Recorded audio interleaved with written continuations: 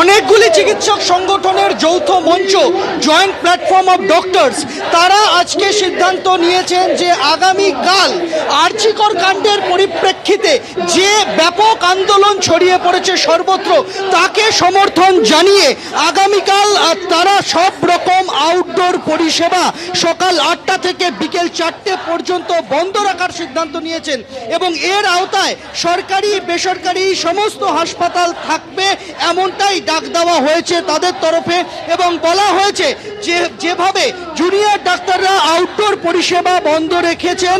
এবং তারা কর্মবিরতিতে সামিল হয়েছেন তাকে সমর্থন জানিয়ে সিনিয়র ডাক্তাররা আগামীকাল সর্বত্র আউটডোর পরিষেবা ওপিডি বন্ধ রাখতে চলেছেন অর্থাৎ আগামীকাল কিন্তু বড়সড় একটা প্রভাব পড়তে চলেছে তা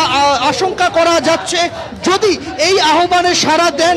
সব ধরনের সব সরকারি বেসরকারি হাসপাতালের চিকিৎসকেরা তাহলে বড়সড় চাপ পড়তে চলেছে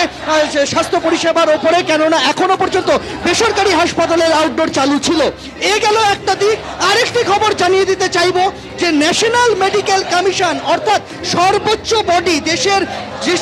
স্বাস্থ্য ব্যবস্থার নিয়ামক সংস্থা ন্যাশনাল মেডিকেল কমিশন তারা একটি পাবলিক নোটিশ জারি করেছেন সেই পাবলিক নোটিশে বলা হয়েছে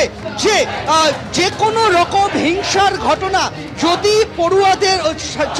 চিকিৎসক পড়ুয়াদের ওপরে বা চিকিৎসকদের ওপরে ঘটে তাহলে 48 ঘন্টার মধ্যে সংশ্লিষ্ট হাসপাতাল কর্তৃপক্ষ এবং মেডিকেল কলেজ কর্তৃপক্ষকে এফআইআর করতে হবে নিজেকে এফআইআর করতে হবে সংশ্লিষ্ট হাসপাতাল কর্তৃপক্ষকে এবং গোটা বিষয়টার অ্যাকশন টেকেন রিপোর্ট 48 ঘন্টার মধ্যে দিল্লিতে ন্যাশনাল মেডিকেল কমিশনের কাছে পাঠাতে হবে অর্থাৎ দেশের সর্বোচ্চ চিকিৎসা নিয়ামক সংস্থার কাছে পাঠাতে হবে এই নোটিশ জারি করা হয়েছে দেশের সমস্ত চিকিৎসা প্রতিষ্ঠানের জন্য অর্থাৎ গতকাল যে joint platform for doctors RG Kar হাসপাতালের সামনে প্রতিবাদ করেছিলেন সেই চিকিৎসকদের সিনিয়র চিকিৎসকদের সংগঠন তারা আগামীকাল রাজ্যের সমস্ত সরকারি এবং বেসরকারি হাসপাতালের ওপিডি বন্ধ রাখার সিদ্ধান্ত নিয়েছেন এদিকে আপনারা জানেন যে আজ কলকাতা হাইকোর্টে একাধিক প্রশ্নের মুখে পড়তে হয় রাজ্যের আইনজীবীকে কারণ কলকাতা পুলিশের তদন্ত এবং হাসপাতালের ভূমিকা নিয়ে একের পর এক প্রশ্ন ছুড়ে দেন প্রধান বিচারপতি কিন্তু তার কোনো সন্তোষজনক উত্তর দিতে পারেননি রাজ্যের আইনজীবী আর এরপরই সিবিআই তদন্তের নির্দেশ দেন প্রধান বিচারপতি আর প্রধান বিচারপতি সেই নির্দেশের পরই আরজিকর কাণ্ডে তদন্তে নেমে পড়লেন সিবিআই এর আধিকারিকরা টালা থানায় পৌঁছে গেল কেন্দ্রীয় টিমের সদস্যরা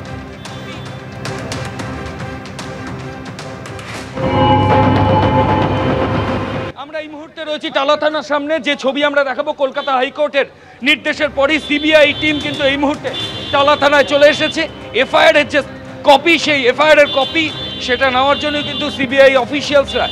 এই মুহূর্তে টালা থানার সামনে এসেছেন সরাসরি সেই ছবি আমরা দেখাচ্ছি সিবিআই আধিকারিকরা টালা থানার পুলিশ আধিকারিকদের কাছ থেকে